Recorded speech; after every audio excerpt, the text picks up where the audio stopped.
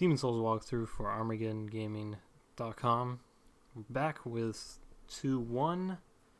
So right off the bat here, we can see there's a salesperson right there, a Dregling merchant. I think not the same one as that's in the first world though. It sells some hard stones and sharp stones, I think, which are for upgrading. You know what those are? Check them out. I'll sell some crappy grass if you need it. And as you can see, that little elevator wasn't working yet, so we need to go make that work first of all. You dodge the rocks. They do hurt a lot. Even the kind of like the fragmentation off the rock will actually hurt you as well. There's some stuff over there. Now this video is kind of long, and at the same time I can't talk through the whole thing because there's nothing to talk about for a lot of it. It's just a lot of me showing you where stuff is and how to get through places.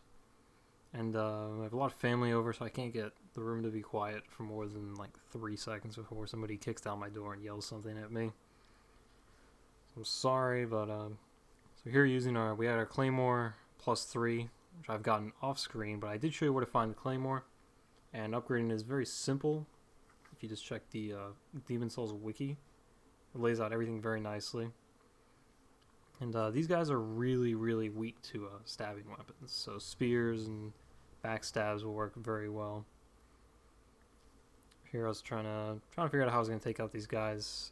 These dudes with the bags, you'll definitely want to make sure you take them out because they have good stuff inside those bags, believe it or not. Yeah, the models actually make sense to what's on them. But so a lot of this is just going to be me failing and doing funny things, so you'll get a good chuckle out of some of the stuff I do. As I said, I'm not going to be able to sit here forever and talk, but I will come back during the boss battle, and I will tell you how to do the boss. Some forward notes. This boss is pretty easy, particularly if you use a ranged strategy. You can hide in the back of the room of the boss and shoot arrows at it, and it essentially can't hit you. And you can do the same thing with magical spells, so I think you have to be a little bit closer. And if you have homing soul arrow, I think it is, yeah, homing soul arrow, I believe that's a one-hit kill. But if you're watching this, then you understand that this is a combat guide, and we're not going to be using any of those abilities, at least not on this boss, because it's pretty easy. In melee, you get to see me almost die here. It's pretty funny. That guy's kind of a pain in the ass. But I will be showing you how to do it full combat. None of the crappy stuff. Yeah, this guy's really doing a number on me. He actually hits me through the wall right here. I've never seen him do that before. Kill him faster than I did. But don't be afraid to grass and use the wall as your shield. Even though the melee attack apparently doesn't work so well. Anyway, there are a few little discrepancies in this video, which you will see. But for now, I will come back when we get to the boss. If you just want to skip right to the boss, I get there at about 15 minutes or so, is about when I'm getting close to the boss. And that is probably where I'll start commentating again. So, see you there.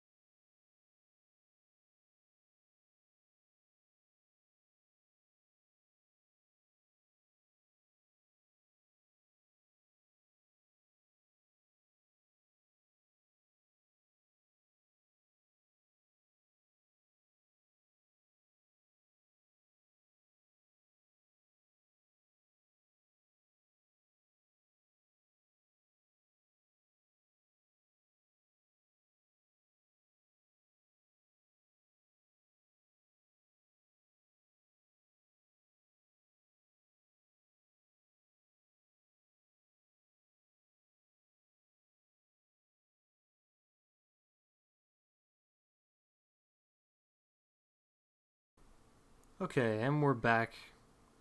About ready to go face the boss. There are a few little places in there where I kind of went off on a tangent, at least when I was playing the game, and I would cut to another point that we had already passed. And a few places do that, as in where after you get the you unlock the elevator and you get a shortcut basically. So I took the time to go and like use my souls on some grass and such, and I came back to that second to last fog, and we went this way, took the elevator down. Now we're fighting the armored spider. Those things he shoots right off the bat are, I believe, undodgeable. I think. But when you're running up to him like that, that is when you're going to be the weakest. And when he hits you with that, you're definitely going to want to make sure you have your shield up for the fireballs he spits out. And I have the purple flame shield, which is a very easy shield to get. If you've beaten both 1-1 and 1-2, which you're watching this guide you have, and for me, both the dragons had gone, which I don't remember happening on my first playthrough, but apparently that's what does happen. But either way, it's located right where the two dragons are that I showed you before. Oh, by the way, run away when he does the big open mouth thing. As far back as you can. But where those two dragons were sitting is where it's located. When I was there, after I'd completed just 1-1 and 1-2, neither of the dragons were there anymore. I know for a fact one of them disappears to go to 1-3, and I guess the other one's similar, and they leave all that loot there for you to grab, so that was how I was able to get this shield. And when he does that barrage flame thing, it's not good. There's not much you can do against that, but predominant amount of the flaming stuff, as long as you haven't been knocked down, you can block very well with the shield, which is why it's my favorite large shield, for the most part. As you can see, I'm taking my time against this guy. He doesn't attack particularly fast.